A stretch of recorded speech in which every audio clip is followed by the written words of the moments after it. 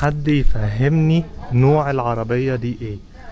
العربيات دي يا جدعان فاكرين جاتا بتاعت زمان؟ اهي ديت اللي هي بتاعت جاتا فيراري. بسم الله ما شاء الله، الله اكبر. شوف المنظر ده. يلا بينا نطلع نجرب الساقية. اهلا بيك في فلوج جديد. انا سيف مبابي وانا هاخدك معايا النهارده جوله. احنا لسه ما اتحركناش، انا هطلع على الشارع بره، اخويا هيجي ياخدني وهاخدك معايا جوله كده في السريع اللذيذ لبلجيك. بلجيك هنطلع يوم كده انتوربن. هو يعني زي ما انت حابب تسميها سميها، بس هي بالهولندي انتوربن. خليك معايا عشان اليوم هيكون طويل ولذيذ، في مفاجآت كتير.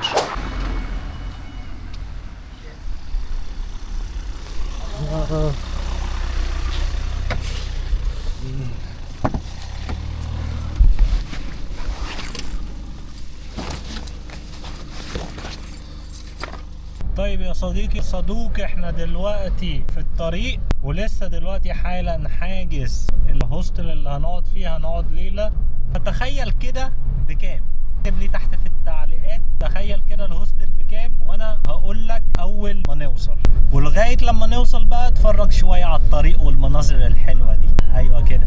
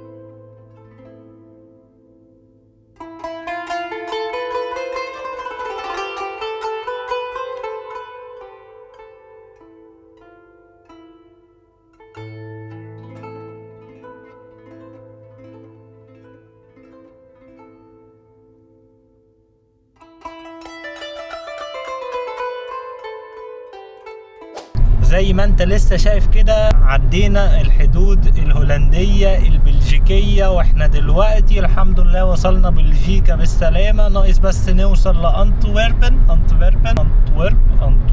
اللي انت عايزه. المهم ما علينا، هنوصل عند الهوستل، هنعمل تشيك-ان، فخليك معايا وهنشوف الموضوع ده.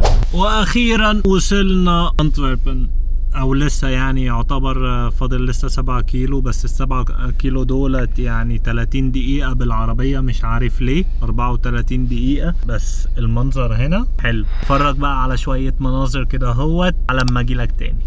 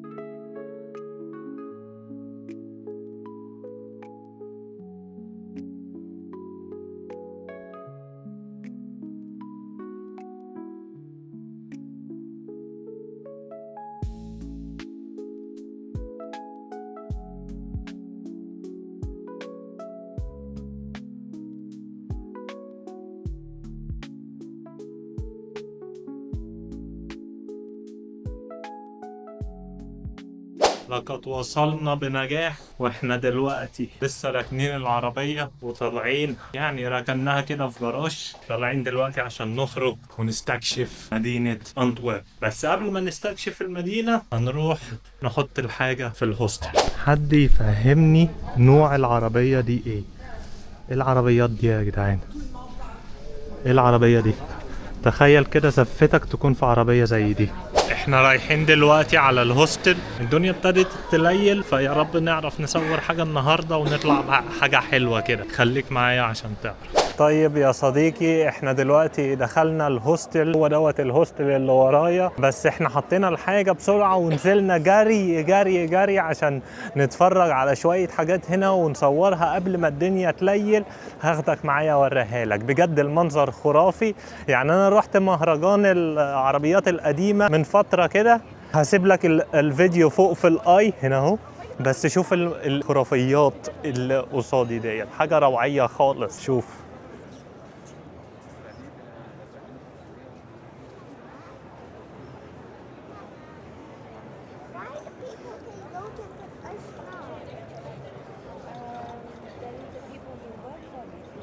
طيب الحمد لله انا لحقت اخد لي كام شوت كده بالدرون كده في السريع، بس يعني لسه فيها صور كتير جدا، لسه بدري. بس انا هحاول اخش جوه في المكان اللي هو اللي فيه العربيات دوت عشان اصور العربيات من قريب.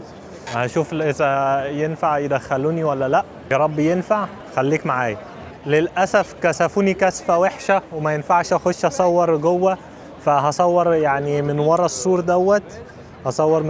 دوت. هحاول اجيب العربيات ديت واعمل عليها زوم كده اهوت، فاتفرج معايا. شوف يا صديقي، اللي انت شايفه قصادك دوت زي ما تقول كده مهرجان عربيات كلاسيكية، الاولد تايمرز. احلى ما في الموضوع ان الموضوع دوت بيتعمل كل فين وفين، وده غير كده برضو ممكن الناس اللي هو جروبات كده بتنزل بعربياتها القديمة ويعملوا تورينج مع بعض.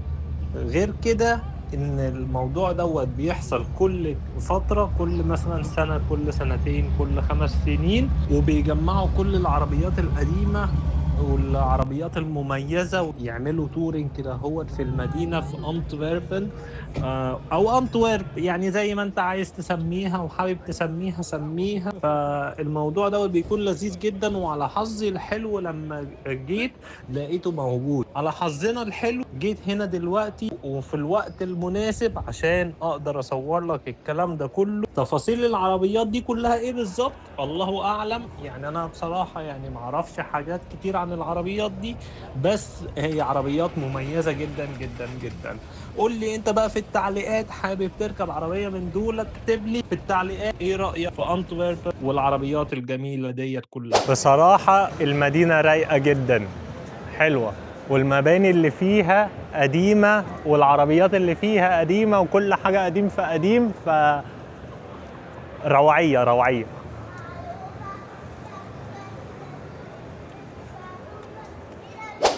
الإشارة حمراء، احنا بنعدي غلط. احنا للأسف جينا والوقت يعني متأخر، يعني حرفيا الدنيا بتليل، فديت حاجة مش حلوة، بس هحاول ان انا اصور على قد ما اقدر، وبكرة ان شاء الله هكمل التصوير. بس بصراحة المناظر تحفة. ايه اللي جاب الاسد دوت هنا اهو؟ ايه اللي جاب الاسد دوت هنا اهو؟ مش ده المفروض يكون على كورنيش النيل؟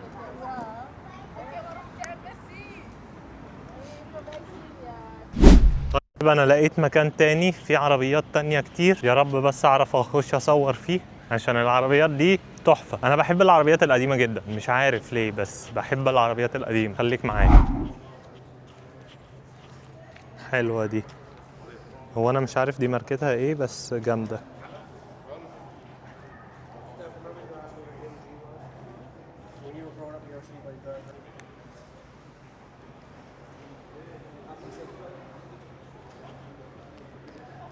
تريامف، مش ده اوتيل في مصر ولا ايه؟ تريامف.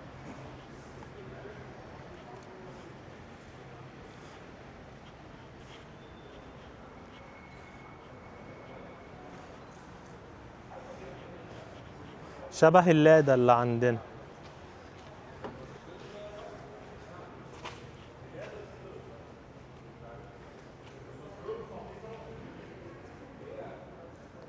مرسيدس اهو. ديت بقى المرسيدس اللي انا اقول لك انا بحبها. بورش. الله. عربية مستر بين اهي. كم فولو عندك؟ على قدي كده. كم؟ 5000. 5000. شوف دي شوف دي. هذا بشار الأسد. دي بتاعت بشار الأسد دي؟ دي بتاعت بشار الأسد. ماشي. أحلى شباب. حبيب قلبي. حبيبي. السلام عليكم. ديت بنتلي قديمة. أيوان. هي الإضاءة هنا وحشة قوي بس جد تحفة. أصلا الإضاءة بتاعتي فصلت. يا سلام. بجد خسارة إن الدنيا ليلت.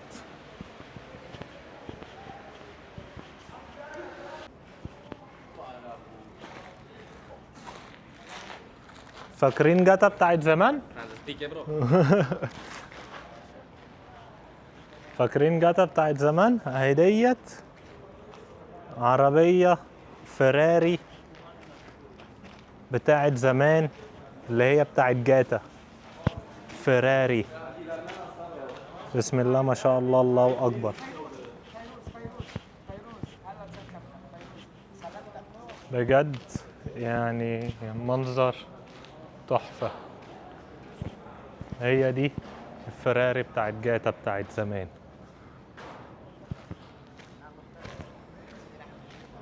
شوف المنظر ده وشوف بقى المنظر ده. سبحان الله تبارك الله. بجد المنظر تحفة. أنا بالنسبة لي كده انبسطت خلاص، بس لسه في حاجات كتير قوي هصورها لك يا صديقي، فخليك معايا وما تنسانيش باللايك والسبسكرايب والشير عشان افضل استمر في عمايل الفيديوهات ديت، وعشان تحفزني كده. يعني اللايك والشير والسبسكرايب دولت حاجة بسيطة جدا بالنسبة لك، يعني دي ضغطة زرار بالنسبة لك، بس دي معناها كبير قوي عندي. ودوت تقريبا المترو او الترماي اللي هو اللي بتاع اسكندرية بتاع زمان ده، بس دوت بقى بتاع بلجيكا الجديد. يعني هم لسه يعني عاملين الترماي هنا مع انه عندنا اتلغى واتشال من زمان اهو.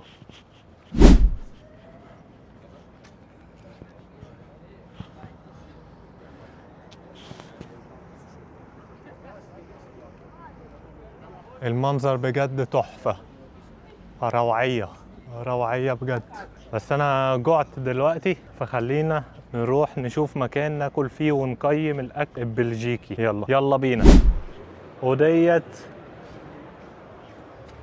حاجات مش عارف اذا كانت ديت دهب ولا لا، بس هو ما اعتقدش انها دهب، بس اللي هو المحل دوت يعني محل سيخة كده في انتفيربن، واحنا بندور على شبكة فعشان كده قلنا نيجي نبص هنا اهو. بس هو اصلا قافل، بس ما عندوش حاجة حلوة اصلا.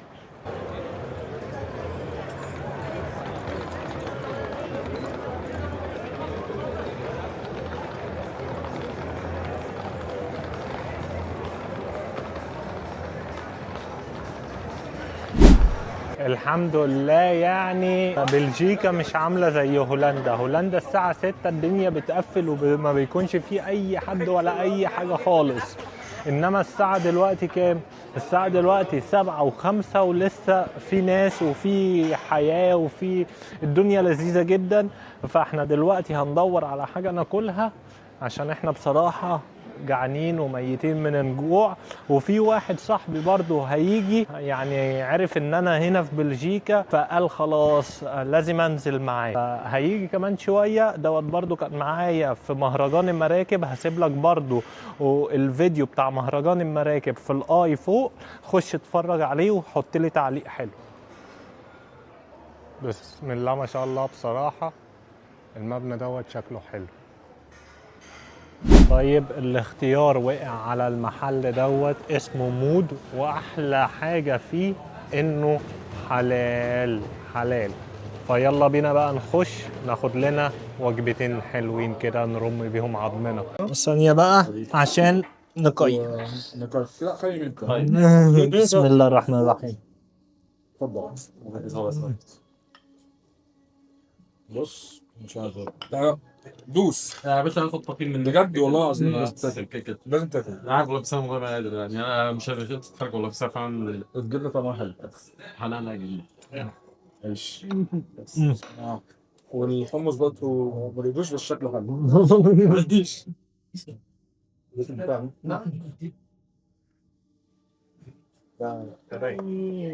لا بجد الاكل حلو ها؟ لا تحفه. حلو. لا جبنا بلاها حمص. جبنه حلوه. اه دي طبيعيه ولا مش طبيعيه زيك؟ طبيعيه؟ لا حلو جدا. مش مهم هي طبيعية ولا لا، المهم انها حلوة. طب حلو قلبنا بيزنس. يلا بقى نجيب لنا حاجة نشربها. نجيب ايه نشرب ايه؟ ناخد لنا واحدة تروبيكال من دي.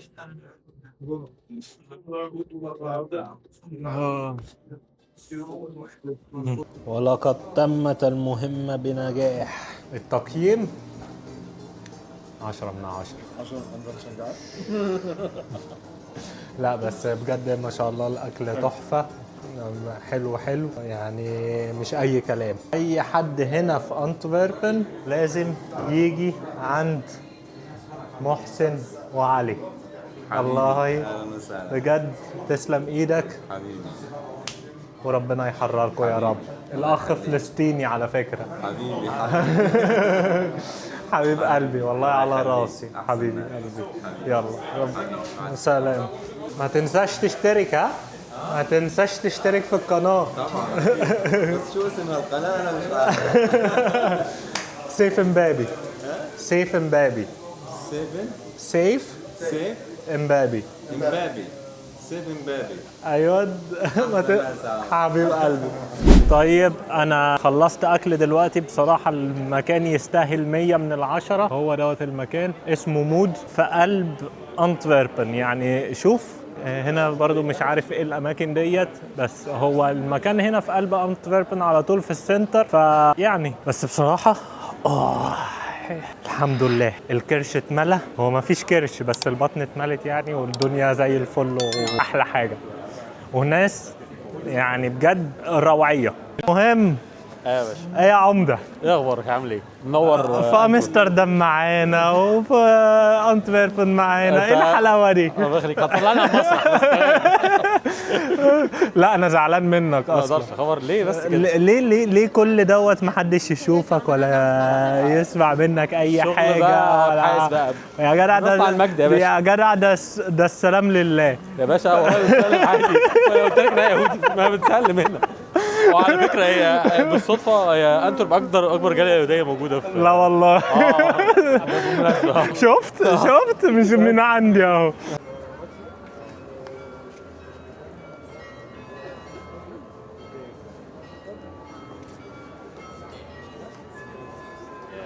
قول لي بقى هنصور ايه؟ والله ما اعرف. انت الجايد بتاعي النهارده. كده كده. بص كده كده محطه القطر يعني، هي تعتبر من اهم المعالم هنا يعني. تمام. بس غير محطه القطر دي اعتقد اهم منطقه يعني بتاعت شوبينج وشراء، اسمها اسمها ايه؟ خروين بلاتس. حلو. بس ده نعدي عليها. ما هي دي. ماشي نعدي عليها. نخش على اقدم شارع شوبينج اللي هو شارع دمشق ده، اسمه ميرسترات. ميرسترات. طيب يا صديقي انا دلوقتي في شارع اسمه الميرسترات. الميرسترات دوت يعني اشهر الشوارع في مدينة انتوربن، لانه يعني الشارع التسوقي، يعني كل الناس اي حاجة اي حد محتاجها بيجي يجيبها من قلب الشارع دوت. فيلا بينا ناخد لنا بصة كده هوت في الشارع دوت. هو الدنيا دلوقتي يعني ضلمت والدنيا خلاص ليل والدنيا قفلت، يعني الساعة دلوقتي 8:15 خلاص. بس هناخد لنا لفة كده، وممكن برضو الصبح ناخد لنا لفة كمان في نفس الشارع دوت ونشوف الفرق ايه، اذا كان بالليل احلى ولا الصبح. خليك معايا وما تنسانيش باللايك والسبسكرايب والشير وتعليقك الجميل. احلى حاجة في الشارع دوت ان كل البراندات العالمية كلها فيه، حرفيا كل البراندات فيه، مش ناقص بس غير ان انا الاقي براند مصري.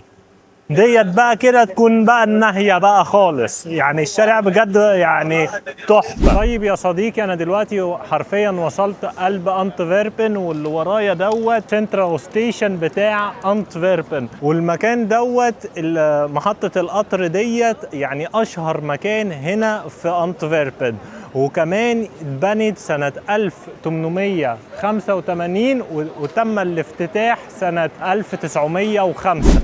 تمام يا صديقي، اللي انت شايفه ورايا دوت هو حاجة من معالم انتفيربن، وهو السنترال ستيشن، اللي هو يعني من الاخر كده محطة القطر. محطة القطر ديت بقى اتبنت امتى؟ اتبنت سنة 1895 وتم انهاء البناء وتم افتتاح السنترال ستيشن هنا سنة 1905. ده غير ان هم سنة 1998 لغاية 2009 كانوا بيعيدوا ترميمه وتجديده، ويعني خلوه حاجة روعية. واحلى حاجة انها كانت سنة كام؟ 1998 سنة ميلادي. بس دوت يعني غير كده تم يعني التكلفة بتاعت ترميم المكان دوت عدت ال 200 مليون يورو. عارف يعني ايه 200 مليون يورو؟ مبلغ ضخم جدا. وسنة 2009 بقى يعني امريكا، الامريكان تايم مش عارف ايه الجريدة الامريكية قالت ان المكان دوت هو احلى محطة قطر في العالم كله. انت بقى اكتب لي تحت في التعليقات، هو المكان دوت فعلا يستحق لقب احلى محطة قطر في العالم كله ولا لا؟ هل المكان دوت يستحق لقب احلى محطة قطر في العالم ولا لا؟ قول لي يا صديقي. والمكان دوت يا صديقي يعني القمة بتاعته لغاية الارض طولها 75 متر، ودوت يخليه من اطول واكبر محطات القطورة في العالم. زي ما قلت لك كده سنة 2009 تم ترميمه وخلوه متاح انه يعرف يستقبل القطورة السريعة. القطورة السريعة ديت اللي هي بتسافر من دول لدول، يعني مثلا اركب القطر من المحطة اللي ورايا ديت اوصل بيها هولندا، اروح بيها فرنسا، اروح المانيا، اروح اي مكان، اروح سويسرا بالقطر اللي بيجي في المكان هنا. هو بصراحة من بره شكله خرافي، شكله روعية، شكله حلو. فاحنا هنخش دلوقتي جوه ونشوف شكله من جوه عامل ازاي. يا ترى يستاهل فعلا لقب احلى محطة قطر في العالم ولا لا؟ خليك معايا وهنعرف سوا.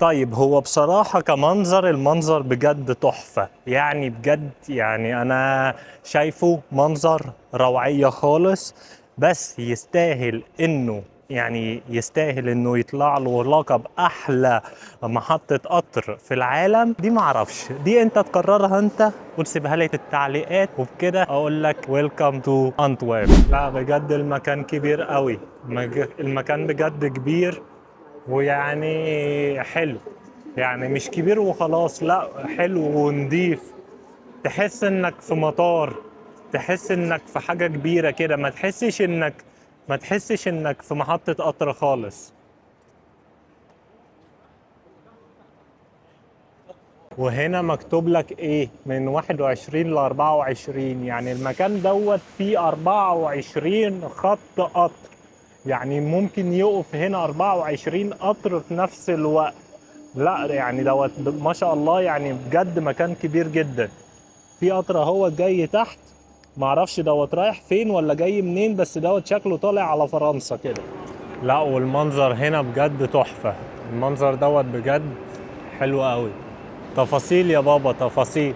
طيب هو انا مش عارف ديت حاجة يعني ممكن طفولية شوية، بس الساقية ديت اسمها ذا فيو، فانا عايز اطلع اقيم الفيو من فوق اذا كان حلو ويستاهل ولا لا.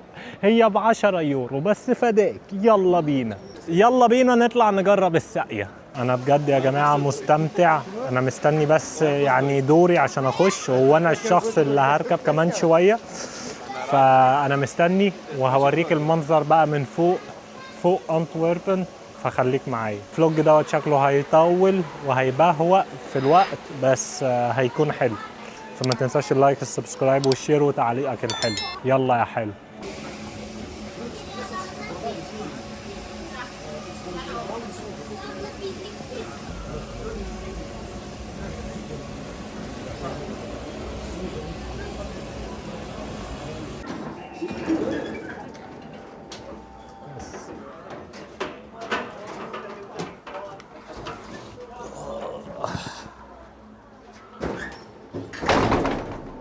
Dear guests, this is your captain speaking.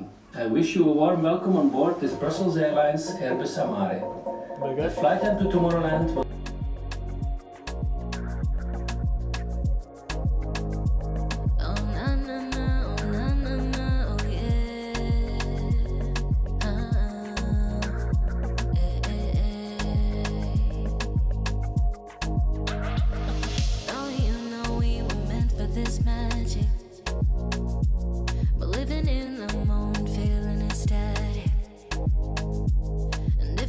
gets cold, let's turn up the heat, yeah.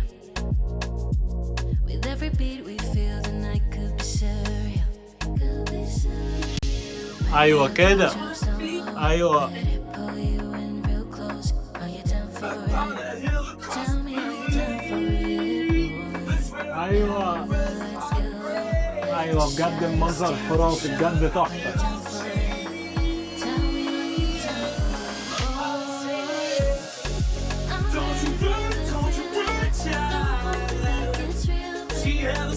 ايوه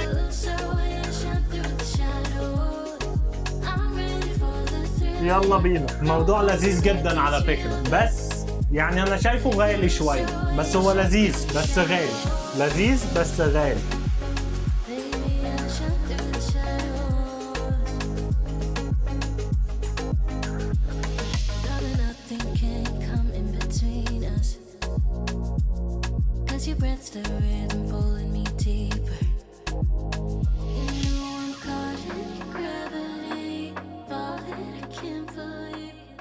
طيب هو كان اكسبيرينس حلو الصراحة، بس يستاهل ال10 يورو؟ لا بجد خسارة فيهم الفلوس دي، يعني بجد مش عارف ليه، بس يعني انا شايف انه ما يستاهلش ال10 يورو. لو كان 5 يورو كنت اقول لك ماشي حلو، بس دولت حرفيا لفتين وخلاص، فما يستاهلش ال10 يورو دي خالص خالص. انا لسه واخد بالي دلوقتي حالا ان في جمل فوق وواحد راكب جمل. احنا هنا فين؟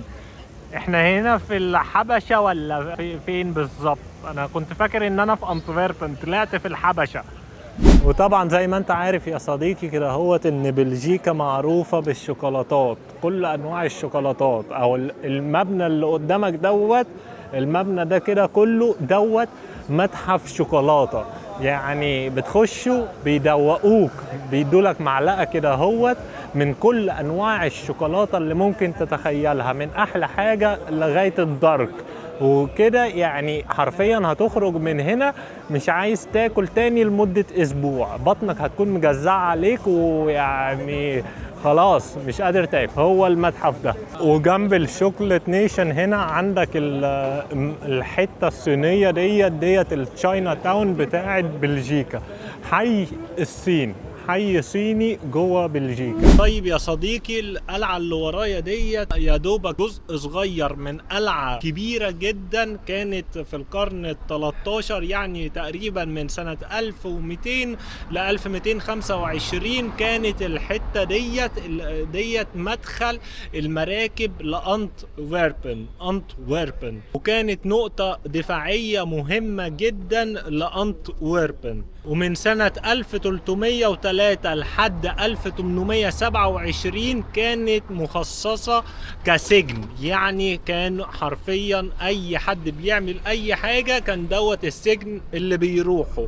من سنة 1303 لحد 1827، يعني القلعة ديت فضلت 500 سنة مصنفة كسجن. ومن 1890 لغاية القرن العشرين بقت متحف سياحي، وفي الخمسينات اتقلبت لمكان مودرن ومكان سياحي ومتحف سياحي اكبر. يعني المكان دوت لو الدنيا كانت بالنهار شوية كان ينفع نخشه ونصور جوه ونتفسح فيه، بس بصراحة المنظر تحفة. يعني ديت بدأت كنقطة دفاعية لأنتوربن، وبعدين اتقلبت سجن، وبعدين بقت حاجة يعني متحف سياحي. يعني شايف التاريخ بتاعها من فين لوصل لفين. يعني الأول كانت قلعة، حرفيا قلعة يعني نقطة دفاعية، وبعدين بقت سجن، وبعدين بقت متحف سياحي. وخليك معايا. طيب انا دلوقتي راجع للهوستل عشان عايز اعمل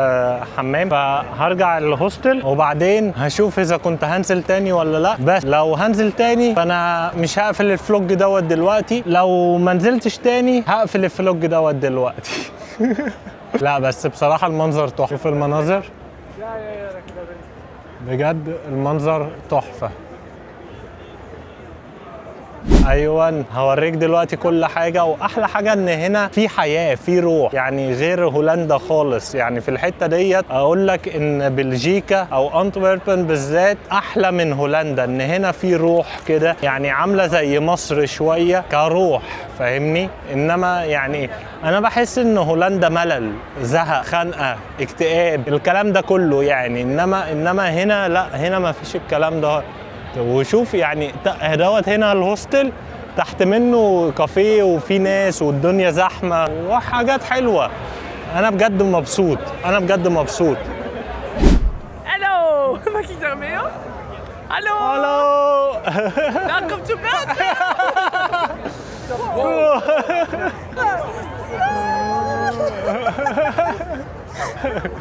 Welcome to Belgium. وانا بصراحه كنت عايز اطلع انام، بس الجو لذيذ جدا، فانا هاخد لي جوله كده هنا اهوت، والف لفه هنا اهوت كده اهوت، ونشوف بقى الدنيا فيها ايه بقى، والحلاوه بقى بلجيكا بقى. يمكن نطلع لنا بشوكولاتايه حلوه كده ولا حاجه. Hello, my brother. بنشون. Yes. Really? Yes. Nice. How are you doing? I'm doing fine. Nice. Extra 5.